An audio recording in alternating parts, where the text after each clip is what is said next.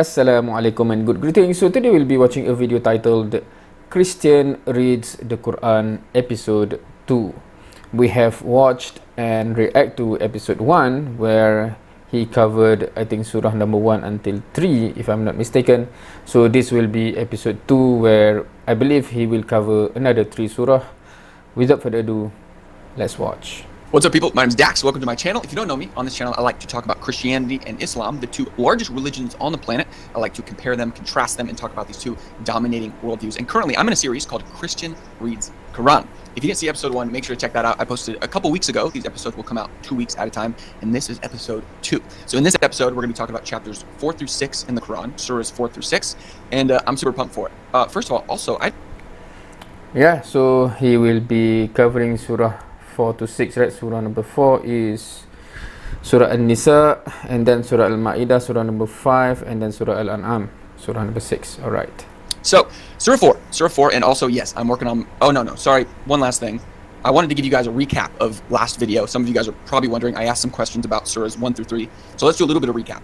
So about Surah 1, I asked about the Bismillah. I think my pronunciation is getting better. The Bismillah. And I was asking if the verse numbers were found in the original inspired Quran or if those were added later. And the biggest response, and it makes sense, the verse numbers, just like the Bible, are added later. They're not a part of the original inspiration. They're added later to help just organize the content. But no, the verse numbers literally aren't in the original edition of the Quran in the same way as the Bible. I also asked about free will. I said, what do Muslims say about... It is an interesting question regarding that, because when we say the verse number, right, that's a logical thing to say when it is a book, but when it is still an oral tradition, you can count, right? When you recite verse number 1, or that's the verse number 1, and then you recite verse number 2, that's verse number 2, but it's not something that you have 1, 2, 3 there, right? About free will. If Allah determines everything, if He wills everything, is there free will? And you guys basically explained, again, it's a similar idea that when people disbelieve, when people walk away from God, then Allah will essentially give them what they want and essentially will harden their heart. But it's after they make that decision. So yes, Muslims can still maintain that we have free will, even though Allah also wills things and determines things. And I do think that's logically possible, so I'm okay with that. In Surah 2, I'm trying to remember what it's called. I'm sorry, I don't have it here. Surah 2, I think is that Baqarah or Baqarah? I need to work on my pronunciation of that one, I know. But in Surah 2, I talked about the verse, I think it's 41, that talks about how the Quran confirms the Torah and the Gospel, and it confirms that which they have with them. And so I was arguing there that the Torah and the Gospel must have been preserved well if it could be trusted in the 7th century. To be completely honest, I don't think I got the clearest of answers as to what that verse is really saying, but we're going to talk about it again in this video because it comes up again in Surah 5. So I'll talk. On my reaction, I have covered that one, but we'll see what he will say with regard to the same context or concept or similar verse from Surah number 5. Talk about that more. And then in Surah 3, I talked about how in Surah 3 there's verses that seem to make Jesus some sort of special prophet. Again, as a Christian, I believe Jesus is God, so I was saying these verses seem to communicate that Jesus has the same attributes as God. We have addressed that exact statement that he just said. Some of you guys pointed out that Surah 3 doesn't say that Jesus is God. The Quran doesn't say Jesus is God. And I do agree. You guys are totally right. It doesn't explicitly say Jesus is God and should be worshipped or anything like that. But what I was pointing out is it seems like they give him attributes that are normally saved for God. So maybe it's not clearly calling him God. I was just I think he can see that because in Christianity, because Jesus is believed to be God and he walked the earth and have attributes of man. Hence, I think from Christian perspective, perhaps that statement makes sense, but from Muslim perspective, how can you say that, the description that is mentioned in the verse, how can you say that is normally attributes of God? Pointing out, it is giving him these attributes, like the authority to forgive sins, that normally only God has. But one thing I did learn from that is within Islam, we have addressed that one because that is taken from the Bible, not from the Quran, the attribute of forgiving sin. You guys actually have what you would call special prophets, like the 5 special prophets. And so Jesus is a sort of special, unique prophet. You would say that he does have this special position amongst the prophets because he brought the gospel and such. So that also does sort of explain why Jesus would be given some special abilities or attributes or whatever you want to call them. So yeah, so again, thank you to everyone who's commenting. I'm learning a ton. The amount that I've learned in the last 2 weeks is unbelievable. But we need to hop into this episode because we have a lot to talk about. All right, Surah 4. Let's start with this. Surah 4, Un-Nisa. Un-Nisa means... An-Nisa. Which translation did he use that makes he pronounce Un-Nisa? The woman. And so this surah, Surah 4, gets its name from the fact that this surah talks a lot about women's rights. It talks about marriage laws, family laws in general. And in this surah, we see this relationship between Islamic beliefs and Islamic laws. And so we see how Muslims are supposed to live, something that I could call the Islamic state, right? Which is something very unique in the religion of Islam. It comes with these laws and this well-defined, hey, this is what an Islamic state looks like. This is what a country is supposed to look like that is abiding by the religion of Islam. But specifically, I just had one observation about the idea of laws in general, and it's about the ethical foundations of the religion of Islam. Let me read this verse. Divine command theory. Morality is based on the commands and character of God. Morality is based in the command of God. I can understand it, but what does it mean by character of God? So ethics is the study of morality. Morality is what is right and wrong. And so specifically what I noticed is the ethical foundation of the religion of Islam is basically divine command theory. Divine command theory states that morality is based in the commands and character of God. So each human being has to wrestle with what is right, what is wrong, and where do we get right and wrong from. And I think the Quran communicates here in Surah 4 that right and wrong come from God, and that God gives us these duties and laws that are consistent with his good nature. To give a few examples of this, Un-Nisa, this is Un-Nisa verse 13. It says, those are the limits set by God. And this is after it was talking about how if one of your family members dies, what do you do? Tilka hududullah, right? This, I think, this is translation for Tilka hududullah. With their house, what do you do with their estate? It's talking about laws. And then it says, those are the limits set by God. Whosoever obeys God and his messenger, he will cause him to enter gardens with rivers running below. So there are limits set by God. Morality comes from him. These limits come from him. And when we obey those, we get to heaven. That's essentially the idea here. We also have for verse 40, it says, truly God commits not so much as a mote's weight of wrong. So as God, we would define that God is the standard of good. And so by definition, he can't do anything wrong. He can't do anything evil. And I do think that's a solid definition. And then finally, I'll read verse 79. It says, whatever good befalls thee, it is from God. So good things come from God. And whatever evil befalls thee, it is from thyself. So good comes from God. By definition, he is good. Everything he does is good. Everything he commands is good. And any evil in the world comes from humans, because in our free will, we do wrong things. We disobey him. So as far as divine command theory, this ethical foundation for the religion of Islam, I do want to point out that it's the same thing with Christianity. We believe God is good, the standard of good. He makes commandments that are consistent with his good nature. And this is something where I think Christianity and Islam have a better moral foundation than other worldviews. Right? Atheism is a worldview that says there is no God. They can't really account for morality at all. They can't account for why people should live a certain way. But I think with divine command theory, with God existing and giving commands, it gives us clear structure, and it's a great foundation for morality. So one observation I want to make from Surah 4 is that Islam and Christianity have superior moral foundations compared to atheistic worldviews. This is why worldviews without God just don't work, because they don't have a good moral foundation, and basically nothing is off limits. You can just go do whatever. But with God, who gives commands, you have limits, and so that's one of the perks of being a Christian or Muslim. Our worldview makes sense of morality. That is one observation. Okay, so the second part that I want to talk about from Surah 4, Un-Nisa, the second part I want to talk about is the death and crucifixion of Jesus. And I want to pose the question, what do you think happened at the end of Jesus' life, and why? So I'll explain why this question is so important in a minute. And I do apologize, I just realized right now I don't have the verse loaded in here. You can pull it up separately if you'd like, but you probably already know. Surah 4, verse 157. Okay, let me take a look for a minute. 157, right?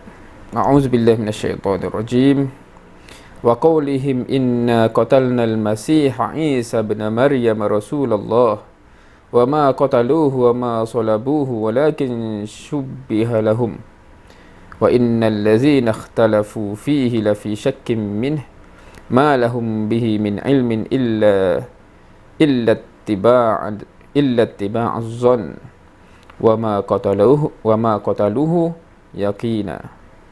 Sadaqallahu azim. So that is 4157. Of course, I'm just referring to the, to the, I'm not sure if you can see this. This is what I normally read. This is the Quran for Surah An-Nisa, verse 157. Anyway, this is a really popular verse. It says this. It's talking about the Jews. The Jews were claiming that they killed Jesus, and it says, "We slew the Messiah, Jesus, son of Mary, the messenger of God. Though they did not slay him," the Jews didn't kill Jesus. Okay, so we go bit by bit with the translation that they said. وَقَوْلِهِمْ إِنَّا قَتَلْنَا الْمَسِيحَ عِيسَى بْنَ مَرْيَمَ. So they said that we have killed Al-Masih, the Messiah, Isa bin Maryam, Jesus, son of Mary, Rasulullah, the Prophet of God. And then, وَمَا قَتَلُوهُ وَمَا صَلَبُوهُ. They didn't actually kill him, they didn't actually put him on the cross. Nor did they crucify him, but it appeared so unto them. وَلَكِنَّ شُبِّهَ لَهُمْ. They didn't crucify, they didn't kill him, but it is made to appear as such to them, basically. So this verse, Surah 4, verse 157, is saying that the Jews claimed to have killed Jesus, but they actually didn't. It only appeared that they had killed Jesus. So a lot of people think that this verse right here says that Jesus didn't actually die. Jesus never died. He was never crucified. It denies the death and crucifixion of Jesus. Now that's a really big deal, because as a Christian, I believe that Jesus died, and I believe he rose again, but obviously he didn't rise again if he never actually died in the first place. So this is a really important fact. As a Christian, I believe that he died, and that changes everything. Because if he didn't die, if he didn't rise from the dead, then Christianity isn't true. Because the resurrection is the foundation for Christianity. So I want to pose the question, what do you think happened at the end of Jesus' life, and why? As far as I know, as a Muslim, I think you have three options. If there's more options, let me know in the comment section below. But I've heard three responses to this from Muslims. On the one hand, you can answer this question by saying, well, the Quran actually doesn't deny the death of Jesus. Because in this verse, it doesn't say Jesus didn't die, it just says it appeared to the Jews. So all this verse is saying, verse 157, all it's saying is that the Jews didn't kill Jesus. But it's not technically saying Jesus never died. So that's one response I've heard. The second When I assume the discussion is about dying on the cross, right? Because it's different to say that Jesus never died at all and Jesus never died on the cross. Because the first statement, Jesus never died at all, it goes across the timeline of human being. If you say Jesus never died on the cross, we are talking about that very specific moment that happened, right? response that I've heard from Muslims would be, hey, there's actually no evidence that Jesus died.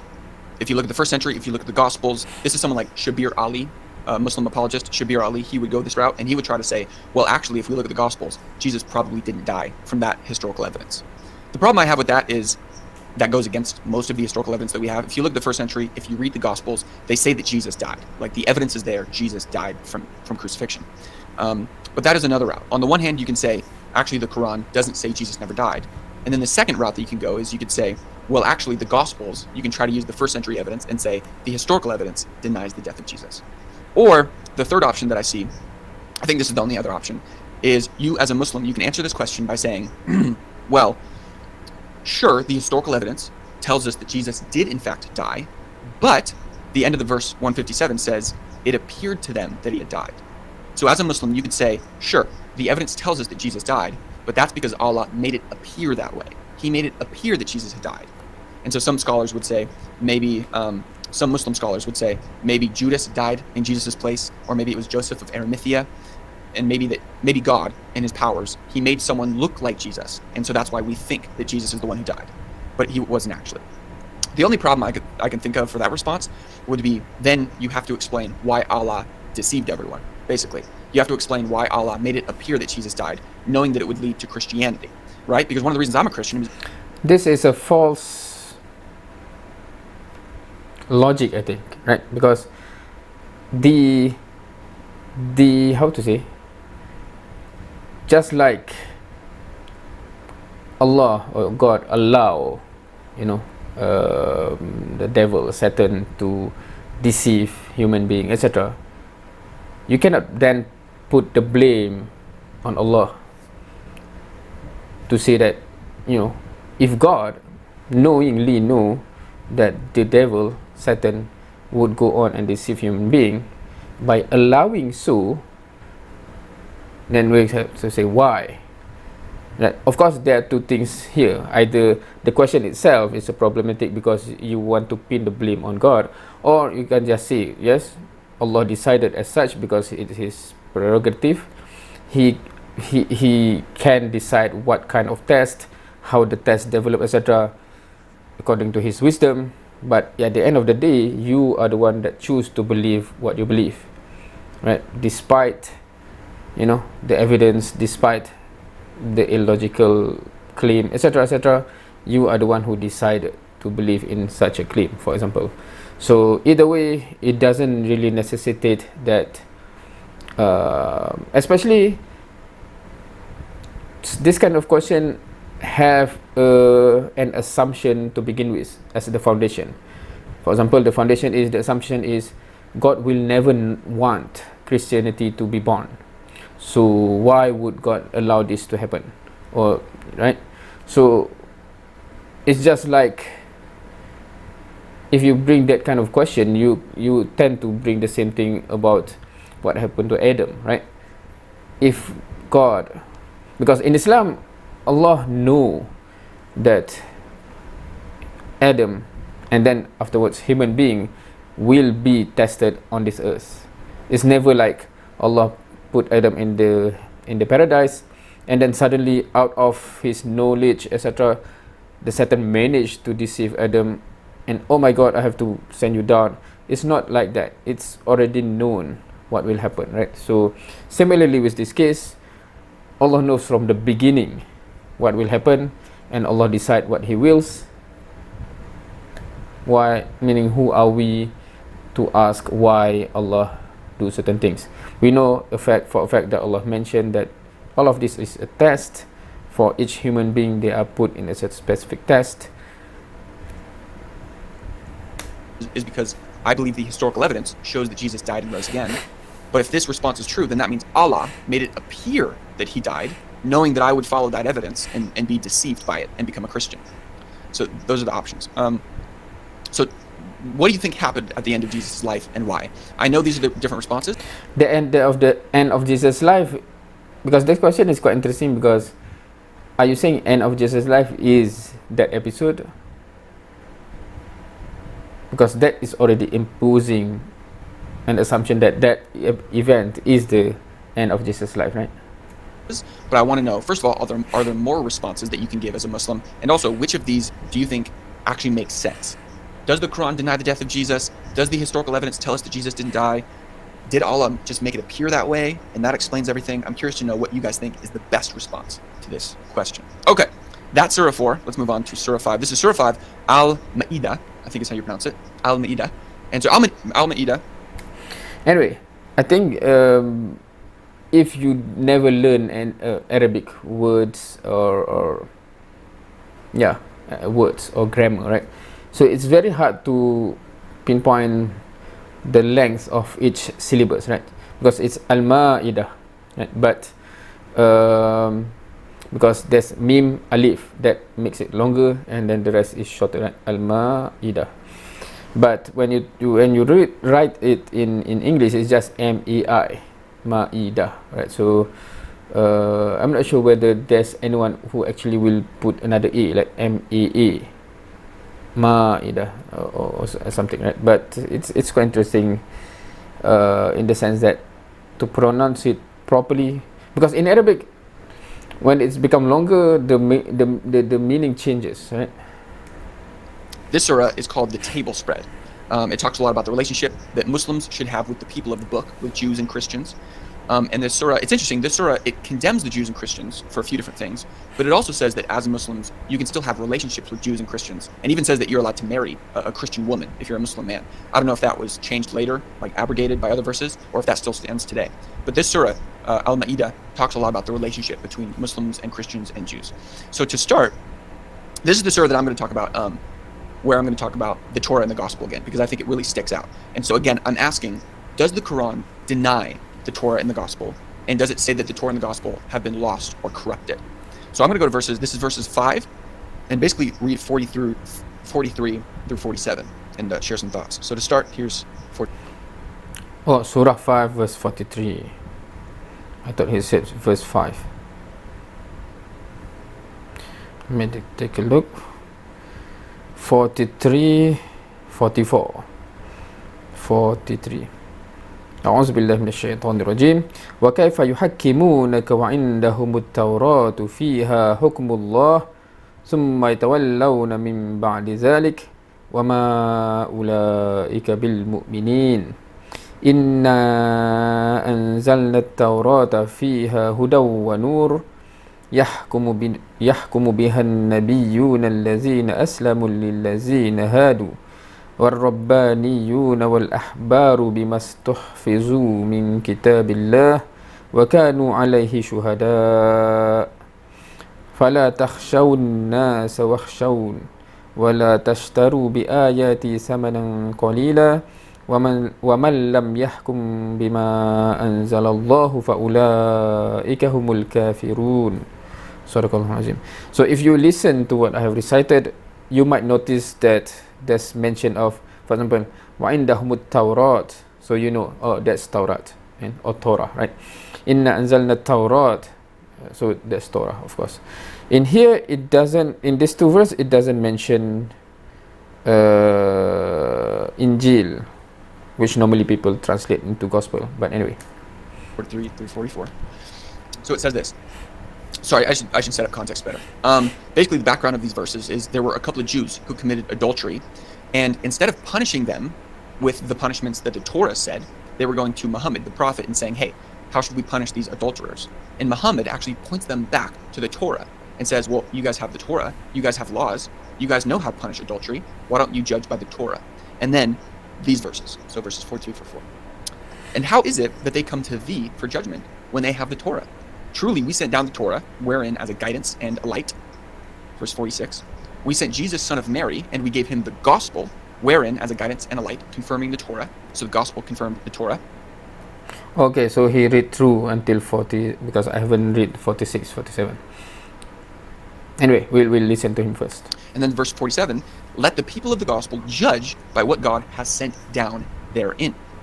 So the people of the Torah are supposed to judge by the Torah, and the people of the gospel, Christians, are supposed to judge by the gospel. And then a verse a little bit later, this is verse 68, say, O people of the book, you stand on naught till you observe the Torah and the gospel. So Jews and Christians are told to observe the Torah and the gospel, to judge by the Torah and the gospel.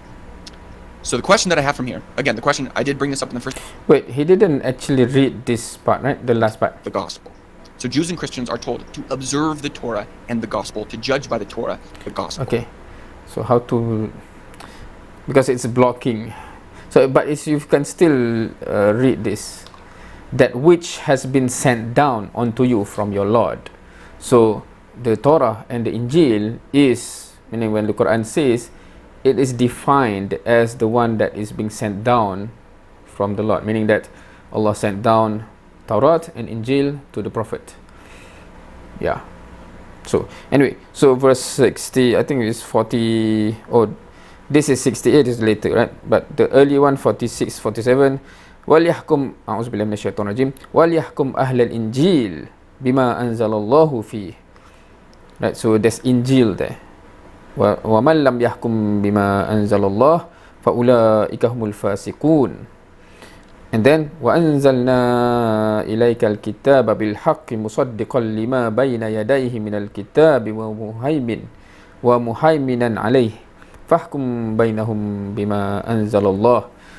So بِمَا أَنزَلَ اللَّهُ. So again and again, I'm not sure whether this is subconscious or this is purposely done, because when they say Torah and Gospel using the translation, and then they straight away link to the Bible, which is the part that is considered as the Torah and the Gospels.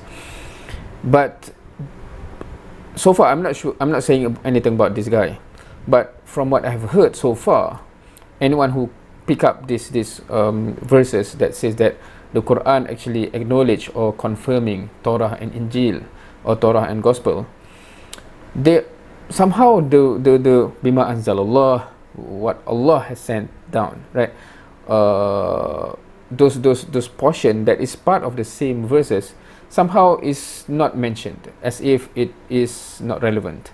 But it is, because that's the definition of Torah and Gospel, and that is normally my question again and again. And some of you, if you have watched many of my videos, and some of you actually have commented on my videos to clarify about what is the Torah claiming to be, what is the Gospel claiming to be, right? So did the Gospel claim to be revelation from God to Jesus, right? Or it is claiming to be something else? Did Torah claim to be revelation from God, from Allah to Moses, or did it claim to be something else? I think the more clear answer, meaning from the Torah, from the responses that I have received so far, I think from what I understand, it is mainly, referring to the revelation. While the Gospel, I don't think so, right? Because it is written by the I think 4 or 5 different authors regarding Jesus, right? It's not exactly this is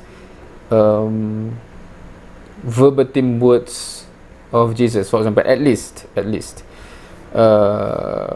So that is the issue, where when the Quran is confirming Taurat and Injil, you have to define it from the verse itself before then link it to the Bible. You cannot just say this verse means that you have to accept the Torah and Gospels in the Bible, when this is not, meaning the Gospel did not even claim to be Injil in the Quran, for example.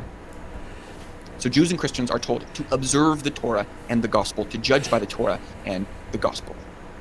So the question that I have from here, again, the question, I did bring this up in the first video, and this is where I said, honestly, I don't know that I got a clear answer on this. So I'm going to ask again, why would the Quran tell the Jews and Christians to judge by the Torah and the Gospel if the Torah and the Gospel have been corrupted, or even partially corrupted? Now, Now, one reason that you can ask, even if it is corrupted, one reason is that when they asked to Prophet Muhammad SAW, it is out of hypocrisy or something, right? Because even when they have what they have, they do not even follow what they have, regardless of whether it is fully pure from the original message, or it is already being changed, altered, some is missing, or whatever they have. If just for the sake of argument from the question, right? Even from what they have, they do not even observe those laws inside there. So when they come to you, this verse is, how to say, is actually highlighting the reality of them inside. When they come, is there any sincerity there, etc., right? So if you read through the context, you can realize that. But because when you take this out and then you ask the question here out of context, anyway.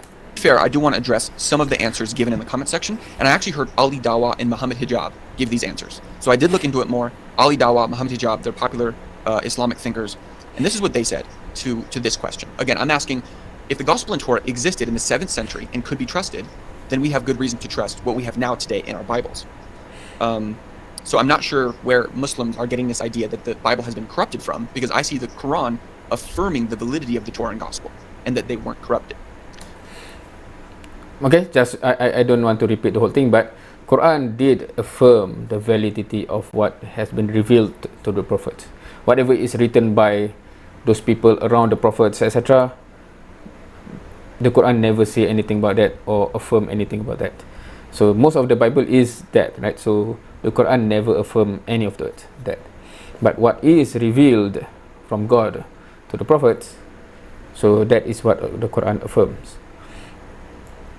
So Ali Dawah and Muhammad Hijab, on the one hand, they said, okay, look, yes, the Quran confirms the Torah and the Gospel, but just the original Torah and Gospel, but it's been lost since then.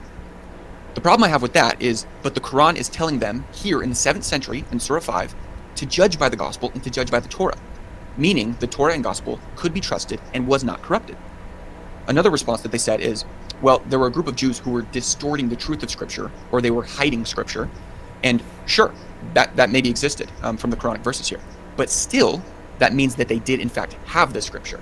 They might have been distorting it and changing it, but this is in the 7th century, meaning it wasn't lost. Like, there's no way it's been lost since then.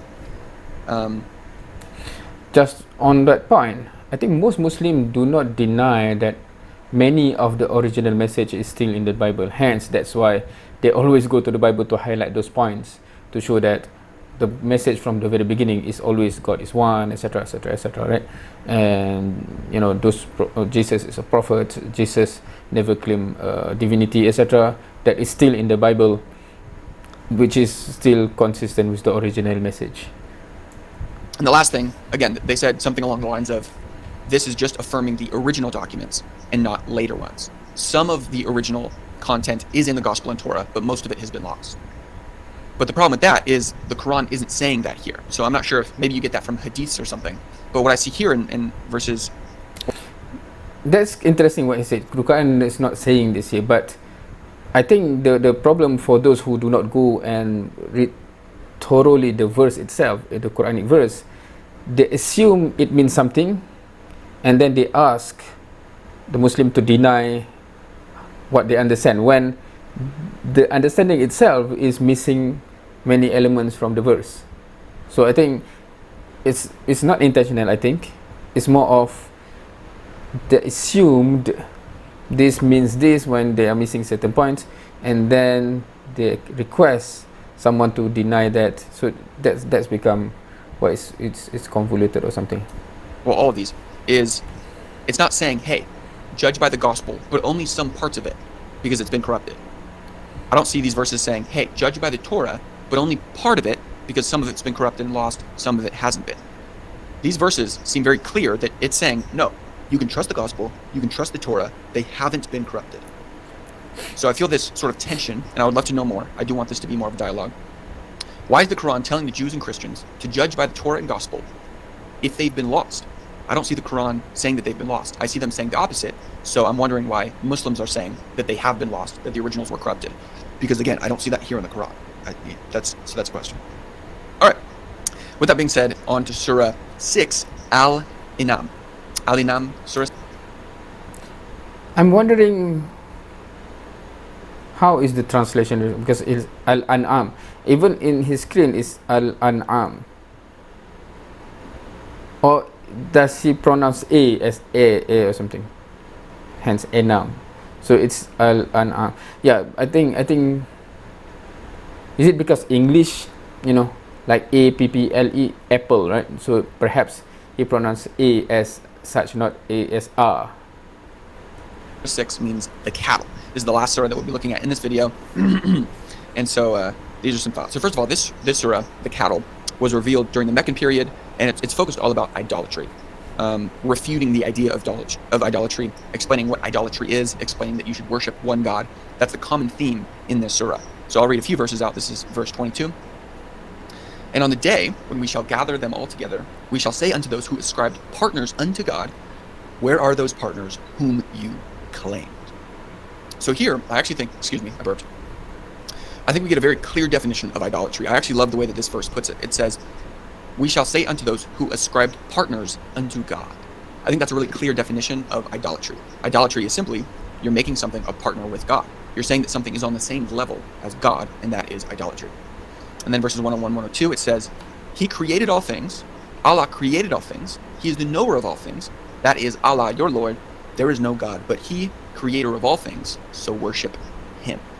So throughout this surah, we get this clear picture that idolatry is ascribing a partner unto God. That is bad. That is condemned. You shouldn't worship created things. You should worship the creator of all things. And you should worship Him. And I just want to say, I totally agree with the logic here. I agree with the theology here. And I think Christians and Muslims can agree on this. Idolatry is wrong. Ascribing a partner unto God is wrong. And we should worship the one true creator of the universe. Now, obviously, we disagree on who that is. Is it Allah? Is it Yahweh? That's the question that we're wrestling with in this series. But we can agree that at the end of the day, we should worship the creator, the one who is good, the one who is the standard of morality, the one who is giving us commands, the creator of everything. He is the one that we should worship. All glory to Him, all praise to Him. And I think that's consistent. Again, Christianity and Islam, we have the same sort of moral foundations. We have a similar idea of God, and we all agree that God is the greatest thing in existence, the greatest conceivable being, and we owe him worship. And of course, one of the ways that we worship him is by obeying his divine commands and understanding that his commands are good and that he is a good God. So I thought that was really cool. Some great thoughts about idolatry. So, all right, with that being said, those are all my thoughts. I'm sorry, I know there's so many verses that So I don't think I need to comment on that, because that's the parallel, because I think Islam, Judaism, Christianity, I'm not sure what else is there. We have a core belief that we should worship God, the Creator. The challenge between these groups is, which revelation or which book is truly from that Creator, right? Meaning that we agree that there's a Creator. Everyone wants to reach that Creator, the same Creator. There's no other Creator. But Muslims believe that Muhammad sallallahu alaihi wasallam, as well as other prophets, are all prophets of God, and the Quran is the last revelation, the last message. Christianity say no, God, that Creator, have sent down Jesus, blah blah blah. And Judaism, that whatever that version is, I'm really not well versed in Judaism thus far. But that's the difference between that. Each of us believe what we are holding on is from that same Creator that we want to reach, right? So I could talk about so many things that I want to talk about, but I'm just trying to talk about the main things that I think that we can go deeper in. And again, the things that are most relevant to the Christian-Muslim conversation. So these are the things that I'm focusing on. With that being said, hope you enjoyed episode 2. This has been episode 2 of Christian Reads. All right, so it's good, interesting overall, and let's. Oh, that's my. So.